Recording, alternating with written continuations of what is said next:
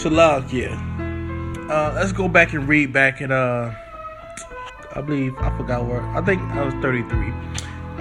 And return from their stiff neck and from their wicked deeds, for they shall remember the way of their fathers, which sinned before the Lord Yahweh. Salakia.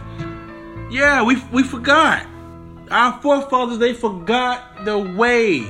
They forgot the way. They fell off. They wanted to go follow after these other nations. They wanted to go be Kemet. They wanted to be African, whereas the Africans don't claim us.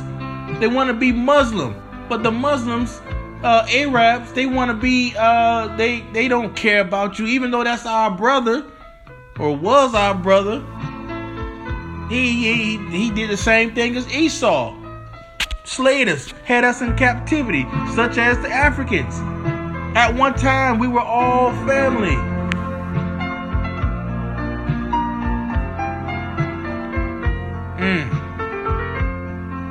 But therefore, only the children of Israel is only family now.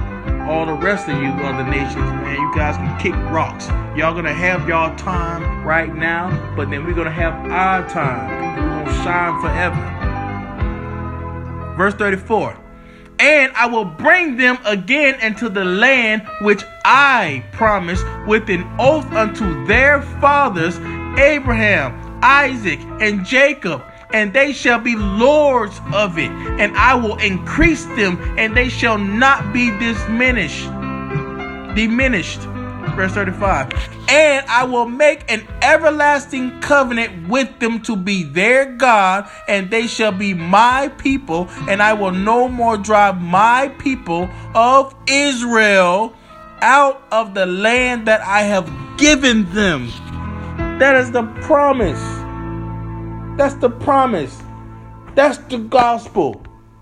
That's the gospel to the 12 tribes of Israel. All the other nations don't count. They just extras in this movie right now. The children of Israel, the elect, they need to wake up. So that's why you see the brothers, they're out there on the streets, and they're confessing.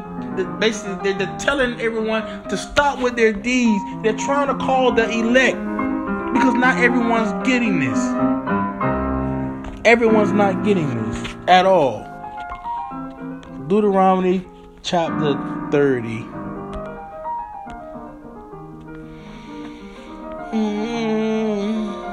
Deuteronomy 30. So this is Moses now. He's talking to the children of Israel.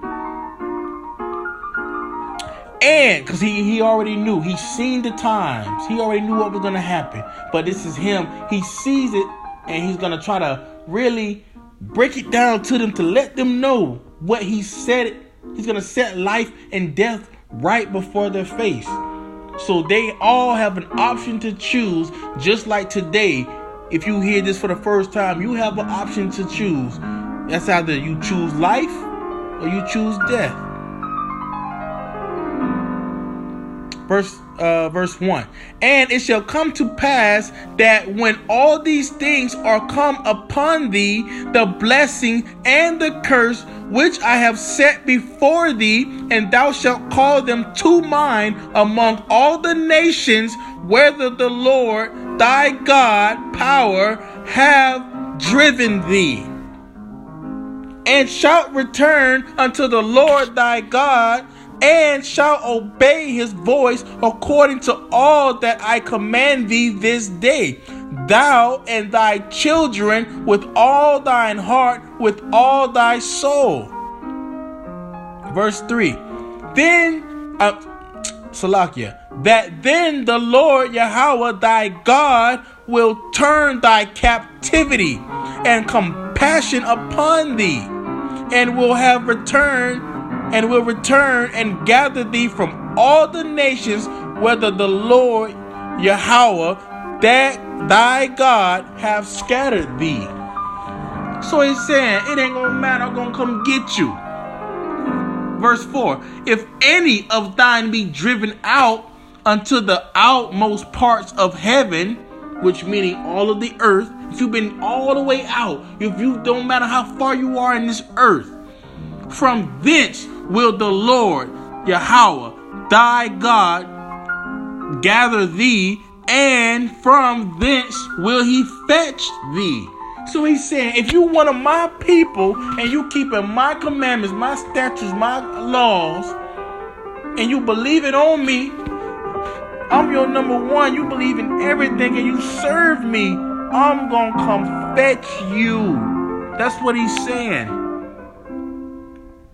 Verse 5, and the Lord, Yahweh, thy God will bring thee into the land which thy fathers possessed, and thou shalt possess it. And he will do thee good and multiply thee above thy fathers. So he said he going to multiply us way above what our forefathers used to be.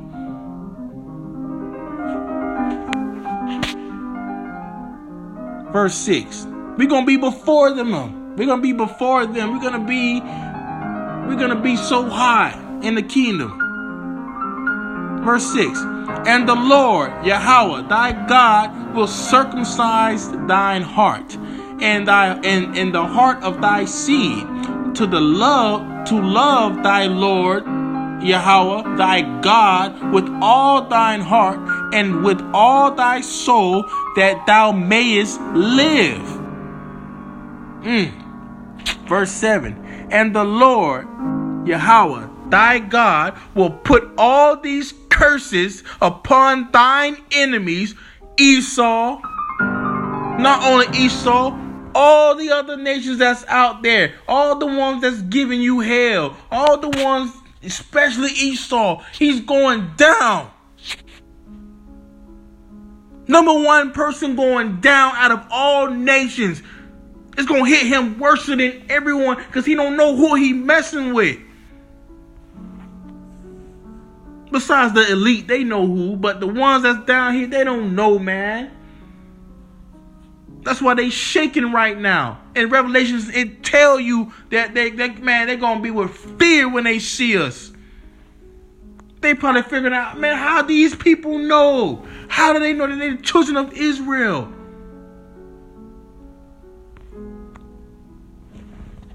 This is the scripture says. He uses the base things to confound the wise. Roughly paraphrasing. Verse 7. And the Lord, thy God, will put all these curses upon thine enemies and on them that hate thee, which persecuted thee. Verse 8. And thou shalt return and obey the voice of the Lord Yahweh, and do all his commandments which I command thee this day. This day.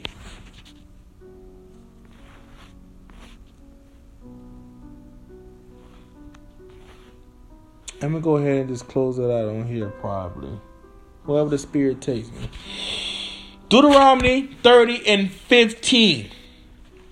So now, after Moses have said that, he's talking to the children of Israel, what they need to be doing. But he's giving them the options to choose life or death. So he's letting you know. So verse 15. This is Moses talking. See, I have set thee... Salakia. Verse 15. See, I have set before thee this day life and good, and death and evil. So what he's talking about, I'm letting you know the blessings that's gonna come when you serve Yahweh, and the Salakia, the curses when you do not serve Yahweh, what you see in your modern time as now. People getting shot up and everything. This is we all curse people. 16. In that I command thee this day to love the Lord thy God, to walk in his ways, and to keep his commandments and his statutes and his judgments, that thou mayest live and multiply. And the Lord Yahweh thy God shall bless thee in the land whither thou goest to possess it. Okay? So he's telling you, this is the command. I'm going to bless you wherever you go. Just follow me. Follow my commandments, my statutes, my judgments, so you can live and multiply. Verse 17. But if thine heart turn away, so that thou wilt not hear, but shall be drawn away and worship other gods and serve them. So he's letting you know, this is like an ultimatum. I'm letting you know, if your heart turn away, but you cannot hear me, such as the people that you see out there, which is the 2/3, and they're drawn away from Yahweh. They have no type of connection. They're worshiping the other God. They worshiping these Christians, the religion of Christianity. You got Muslim. You have Islam. Correct me. Buddhism, etc. All these stupid philosophies. Kemet. That's the other gods he's talking about. You worshiping the other gods, but you're not worshiping the one and true only God, power, Yahweh. Verse 18, I denounce unto you this day that ye shall surely perish, and that ye shall not prolong your days upon the land whither thou passest over Jordan to go to possess it. So what that upon that land he's talking about is Israel. You gotta cross over to Jordan to go to Israel. Verse 19, I call heaven and earth to record this day against you, that I have set before you life and death, blessings and cursings. Therefore choose life, that both thou and thy seed may live. He's letting you know, your seed, y'all are not gonna live. If you don't want to serve Yahweh, you not going to live. You're going to get caught up out there. As if you're not getting caught up there right now, you're going to get caught up there now or in the future. And in the future, it's going to be hectic because you didn't want to listen. They got concentration camps for you, Jake. They got everything planned out. They probably already had it planned out probably 100 years ago. They probably already knew it. They already knew it. The elite, they already knew this. This is ancient knowledge. It's a book that I read. I can't remember it. And it was saying how at one time the elite, they had all the books back at the time of of Alexandria, and they had all the different scribes. So they burned all the important books, but they took the ones that had everything. They took the most. Correct me if I'm wrong. They took all of the books that you see, because there was more books than only the Bible. This is the books that the elite, they have this. They know what's going to happen. They know everything to the T. That's how they can direct the public. That's how they can direct everything. They have the books. They got scholars searching this, and they probably didn't even really think that the Holy Bible had anything to do with it. They thought it was probably talking about I'm sure they didn't know. I'm sure they didn't know, because there's no way the Lord Yahweh kept these books open for us, and it confounded the wise. The people that think that they're wise, they're confounded. They see us on the street and we're using the Bible and we got it with truth.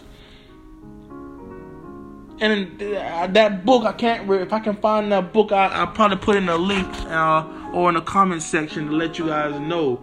But it was saying how the elite, they had the books at the beginning. And when they took over the time of basically all the children of Israel at that time of their captivities, they had so much ancient knowledge and scribes and books that these people, they took it. And the rest of it that was like a duplicate or something like that, they took it and they burned it. It gets deep. But if you're black, Latino, or Native Indian, this is to you. This is the Moses. This is Moses and the covenant of the people with Yahweh. This is the covenant of the children of Israel. And this is Moses. He's seen everything. So he already knew. He knows the playbook. He knew it. That's why he stretched so hard that he said he called heaven and earth to record that particular day. They got the blood sprinkled on them. Israel, you're in the covenant. There's no way you're not letting go. And I gotta find, I don't know at the top of the head where it says he did it for his sake, his name's sake. Let me look that up right quick.